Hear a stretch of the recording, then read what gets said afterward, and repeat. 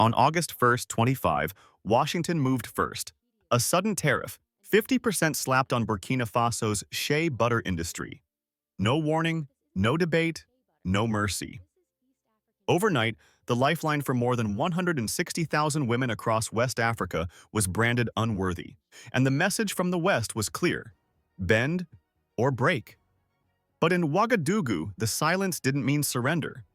What Washington called national security, many across Africa saw for what it was: economic warfare in a new uniform.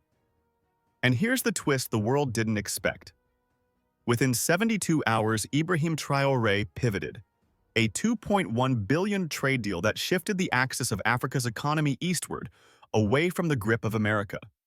Before we dive deeper, let me ask you this: where are you watching from right now? Are you in New York, Paris, maybe Johannesburg? And when you shop, do you look at the label to see where your products come from? Or do you trust the brand without thinking twice? Drop your answer in the comments. Your habit says more about global power than you realize. You're watching Africa Daily. Good news, a place where news from Africa meets the stories the West rarely tells. If you believe these voices matter, hit subscribe, share this video, and let's keep this conversation alive. Because what began as a tariff may be remembered as a turning point. And the first chapter of that turning point starts here. The first thing to fail wasn't a machine, it was the phone line. Within hours of the August 1st tariff, export offices in Ouagadougou logged unanswered calls to distributors in the U.S. Purchase orders paused. Credit terms were under review. Truck yards around Bobo Dioulasso filled up. Trailers loaded, drivers waiting, invoices printed but unsigned. Regional buyers quietly shifted inquiries to neighboring suppliers. Some U.S. labs drafted emergency reformulations to keep shelves full. Others froze, fearing secondary penalties. There was no formal White House briefing, only language about national interest and supply integrity. On the ground, the effect was simple. Procurement slowed, logistics costs rose, and haulage volumes slipped by roughly a third in 2 days. Supply didn't vanish, buyers did. The paradox was brutal. A commodity celebrated in clean beauty marketing was now too risky to touch. Export managers sent new quality certificates. Answers came back with corporate vagueness.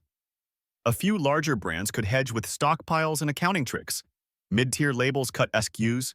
Indie shops prayed their regulars wouldn't notice texture drift. If you run a small skincare line in Dallas or Philadelphia, what would you do? Switch to a cheaper substitute and gamble with loyalty? Or sit on inventory and risk payroll? Mariam, a cooperative coordinator in Kadiogo, used to plan dispatches like clockwork: Monday grading, Tuesday drying, Wednesday loading. After the decree, her calendar didn't change. Her day did. She walked the same warehouse line, but cartons were still. She kept the women busy with training: lot coding, moisture checks, safety drills, anything to keep a rhythm. Before the tariff, time was measured in shipments. After it, in explanations. A driver leaned against a tanker and joked he was being paid to guard the sun. No one laughed long. From the consumer side, the psychology is predictable. According to most retail studies, and anyone who's watched an American Idol on a Saturday, people rarely read the back label until the front label disappoints.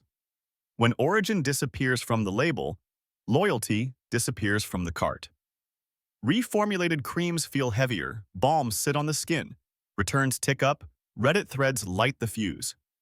Most US shoppers won't debate tariffs. They'll judge with fingertips and move on. But move where? To the next trend? Or to traceable sourcing that costs $1 more? Here's the uncomfortable calculus. Choose A. Ride out the policy. Cut staff, stretch suppliers, protect margins at the price of trust. Choose B. Hold the line on quality, pay the origin, raise prices at the risk of churn. People, if they can avoid a choice, often will. Corporations, if they can delay a choice, often do. The tariff forced both to pick a side, and silence is a side. By midweek, spreadsheets told one kind of story: delays, reroutes, penalties. Streets told another: women at midday under shade cloth, waiting for instructions that hadn't arrived. The industry didn't collapse, it stalled, and a stall, sustained long enough, becomes a strategy for whoever benefits from stillness. That's why the next move mattered more than the first announcement. In the capital, the response wouldn't come as a press conference. It would arrive as a decision drawn on a map, a line that didn't point west. The first response wasn't a statement. It was a deadline. By the morning of August 2nd, the presidency summoned agricultural unions and cooperative heads to Ouagadougou and issued emergency measures. Fuel allotments for rural transport, a temporary floor price to stop panic selling, fast-track customs for stalled consignments, and a 30-day credit window for exporters facing canceled U.S. orders. Ministries were told to clear roadblocks, literally and administratively. Speed replaced speeches. Newsrooms in Nairobi and Mumbai ran headlines about a Sahel countermove, while trading desks in London marked up risk. Benchmark prices for Shea derivatives jumped, and hedging volumes spiked as buyers scrambled to cover gaps they'd assumed would be political theater, not policy. Inside procurement offices, the rhythm shifted from if to how. Cooperatives received instructions in plain language. Keep shelves moving, document quality, don't dump inventory to middlemen. The government's message was equally plain. Hold the line locally while new lanes open abroad. Policy before protest. For market watchers, this looked like a playbook. Stabilize at the origin, then redirect the flow. For villagers, it looked simpler. Trucks started again. Mariam's day changed a second time. Before the decree, her job was scheduling shipments. After the decree, it was defending them. Now, it was allocating relief. Fuel vouchers, training slots, small cash bridges to keep mothers paid through the stall. She compared logbooks, last week's output versus this week's. The numbers weren't pretty, but the mood in the warehouse wasn't flat anymore. Before, women asked, "Will there be work?" Now they asked, "When do we load?" That difference is small on paper and massive in a household. Across the Atlantic, the silence continued. No detailed press briefing, only phrases about national security and supply resilience. Yet the market did the talking. Larger American brands quietly signaled suppliers to explore alternatives, while mid-tier labels asked labs for fast reformulations. You don't need an MBA to predict what happens next. Most U.S. consumers judge with their hands, not their politics. If texture slips, they switch. If scent changes, they complain. And if both happen, they return the jar. Policy can be debated, touch cannot. As a viewer, be honest. When your favorite cream feels different, do you Google the tariff? Or do you just try another one on the shelf? There were choices everywhere. Governments had A or B, accept the squeeze and hope Washington blinks, or diversify routes and risk a diplomatic chill. Cooperatives had A or B, liquidate stock at a discount to middlemen today, or wait for redirected buyers tomorrow. Brands had A or B, protect margins with substitutes and gamble with loyalty, or pay the origin and explain price hikes to customers who hate surprises. People, if they can avoid a hard choice, often do. Institutions, if they can defer a hard choice, usually will. The tariff removed the luxury of waiting. Analysts called it brinkmanship. On the ground, it felt like triage. The presidency's orders reached district hubs by radio before lunch. That afternoon, municipal police cleared informal checkpoints on feeder roads to cut hours off delivery times. By evening, the Transport Ministry published a one-page directive waiving certain fees for cooperative cargo. None of it made a glossy headline, but it moved wheels. And movement is its own message. Supply chains are stories you can hear. The sound of pallets, the hiss of air brakes, the stamp of a waybill. Most Americans, according to retail behavior studies and common sense, don't track commodity politics until it hits their routine. That's why the timing mattered. A government that acts in days, not weeks, can outrun a narrative that would otherwise stick. Unreliable source. Help arrived with a timer attached. Aid wasn't the point, continuity was.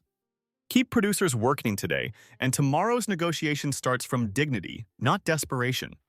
By week's end, spreadsheets told calmer stories. Fewer idle trucks, fewer no-answer emails, fewer emergency discounts to opportunistic brokers.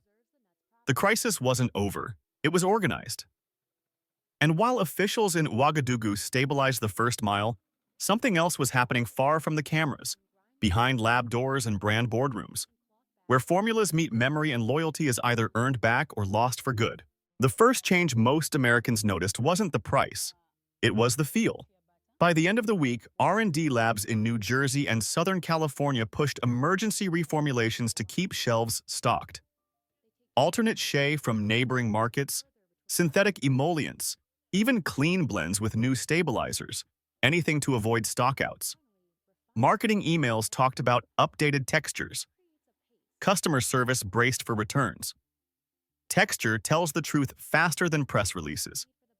When the fatty acid balance shifts, creams sit heavier, balms leave a film, and the 5-second fingertip test that US shoppers use without thinking says, something's off. On the brand side, the split was immediate. Larger conglomerates absorbed the hit with inventory buffers and SKU pauses. Mid-tier labels trimmed product lines. Indie founders faced a harder math. Keep quality and raise prices, or cut corners and pray the fanbase doesn't notice. When origin vanished from the label, loyalty vanished from the cart. Most American consumers, according to retail habit studies and common sense, don't read the sourcing fine print until something changes in their routine. Then they care a lot, very fast. As a viewer, be honest. If your go-to moisturizer suddenly drags on the skin, do you Google tariffs or do you reach for the next jar on the aisle? News desks covered the macro, supply risk, hedging spikes, reformulation chatter, but stores told the micro, restock days missed, sample testers pulled, loyalty points used to calm refunds. In Miami, a mid-size clean beauty brand cut weekend shifts to save cash for a pricier base. In Minneapolis, a chemist admitted the new blend passes stability but fails the first touch test. Big brands can hide a shortage, small counters cannot. When a formula stumbles, the person who pays is often the cashier, explaining why the same product doesn't feel the same. The human comparison was stark. Before the tariff, indie shop owners counted Thursdays by arrivals. After, they counted them by apologies. A month ago, Nina, the manager of a neighborhood skincare store in Chicago, spent mornings unboxing. Now she spends them drafting emails about delays and offering swaps that no one truly loves. Her wins got smaller. One returning customer kept a serum because it still absorbed well under makeup. That is what resilience looks like in retail, not a headline, a habit. Before, shoppers asked, "What's new?" Now they ask, "What changed?" There were choices on every step of the chain. Choose A. Swap to a cheaper input, hold the sticker price, risk a slow bleed of trust. Choose B. Keep the integrity, nudge the price up, risk churn in a market where most people default to convenience. People, if they can avoid choosing, often do. Companies, if they can delay choosing, usually will. The tariff removed that cushion. And while debate shows talked policy, the market acted. Higher return rates for certain SKUs, more out-of-stock tags online, and quiet memos instructing procurement teams to widen sourcing windows beyond the usual Atlantic routes. Identity was the deeper loss. Clean beauty sells a story, traceable origin, ethical labor, real ingredients. When origin gets vague, the story breaks. Influencers who built trust on what's inside started asking why a label that used to list a village now lists a region. Consumers may forgive a price hike. They rarely forgive a feeling of being misled.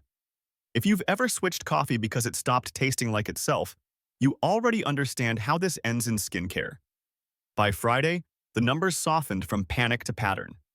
Fewer knee-jerk discounts to clear old stock, more controlled allocations, and R&D timelines plotted in weeks instead of days. The crisis didn't vanish. It settled into a rhythm the industry could measure. And somewhere between a lab bench in Pasadena and a checkout counter in Detroit, email subject lines changed from interim formula to new channel samples. The next test wouldn't be in a focus group. It would be on a logistics map, where a dotted line stops pointing west and begins to trace a different horizon. The green light didn't come from Paris. It came from Beijing. By late morning on August 4th, China's commerce authorities issued import approvals tied to Burkina Faso's Shea supply. opening 5-year access with scaled purchase commitments, expedited customs, and rail priority into southern ports. No grants, no development package, no quotas, just contracts.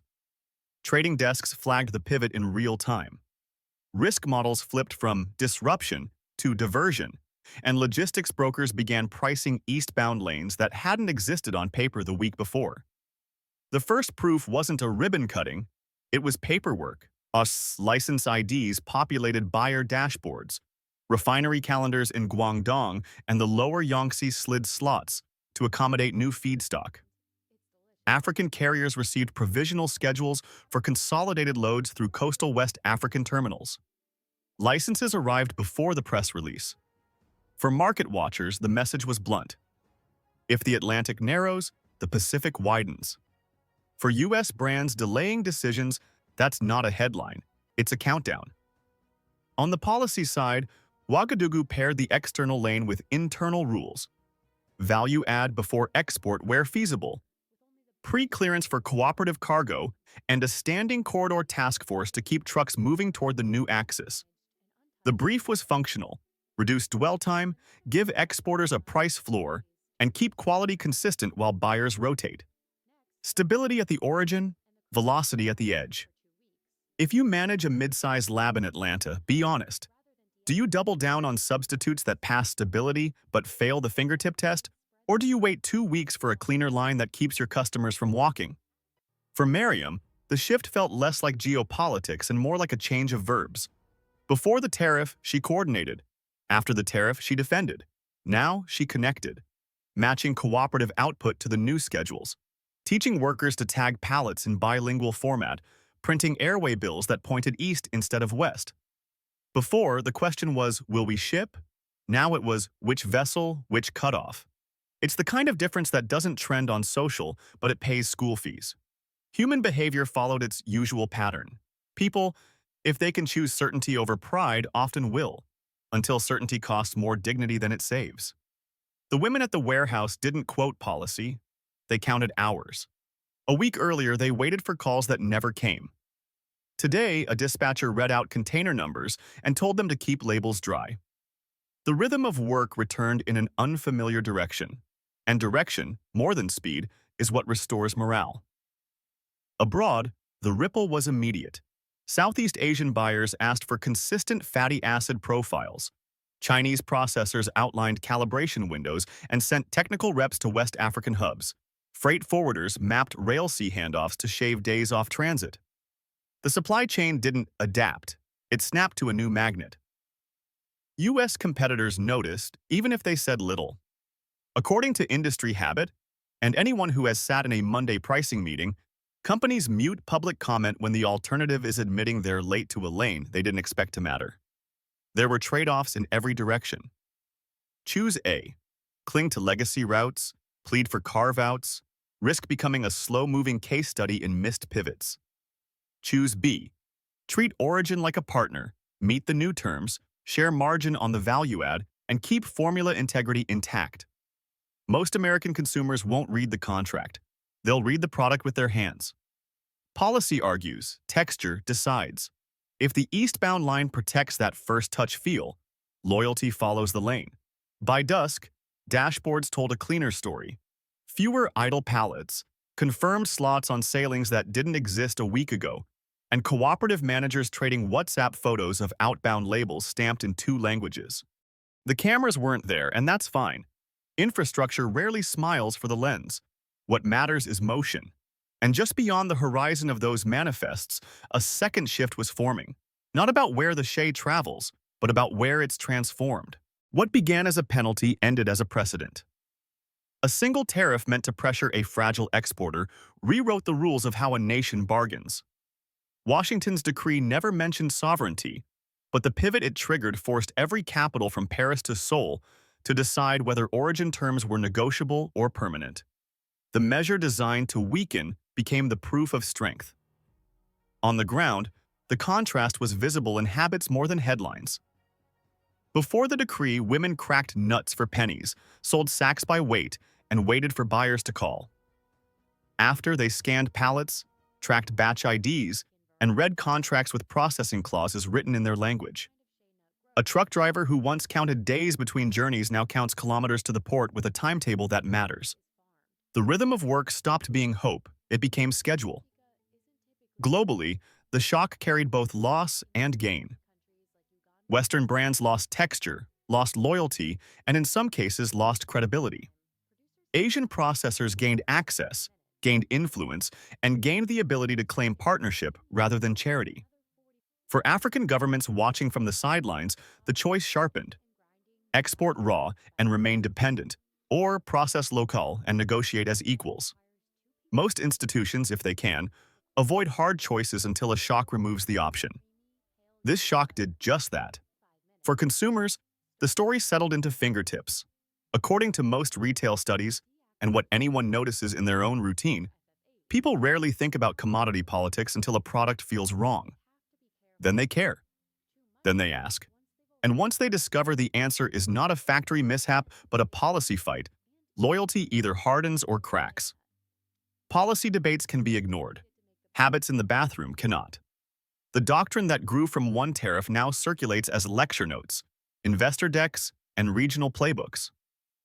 In boardrooms, the question isn't why Burkina Faso, but who's next. In classrooms, teenagers learn why processing matters more than promises. And in markets, mothers talk about royalties instead of rumors. A resource once treated as filler now carries the weight of a flag. The paradox remains. A landlocked nation with fewer trucks than some American states became the first mover in rewriting commodity leverage. And the larger question now isn't whether this works once, but whether the model can stretch across crops, across borders, across industries. Viewers may ask themselves, if a single decree could turn butter into bargaining power, what happens when multiple nations demand the same respect at once? In Ouagadougou, pallets still move under tin roofs, and women still start their day cracking shells. But the work now lands differently. In receipts, in royalties, in rules that can't be erased with a signature in another capital. And that difference, quiet but structural, is how one tariff transformed from punishment into blueprint, leaving the world to decide whether it treats that blueprint as an exception or the beginning of a new map.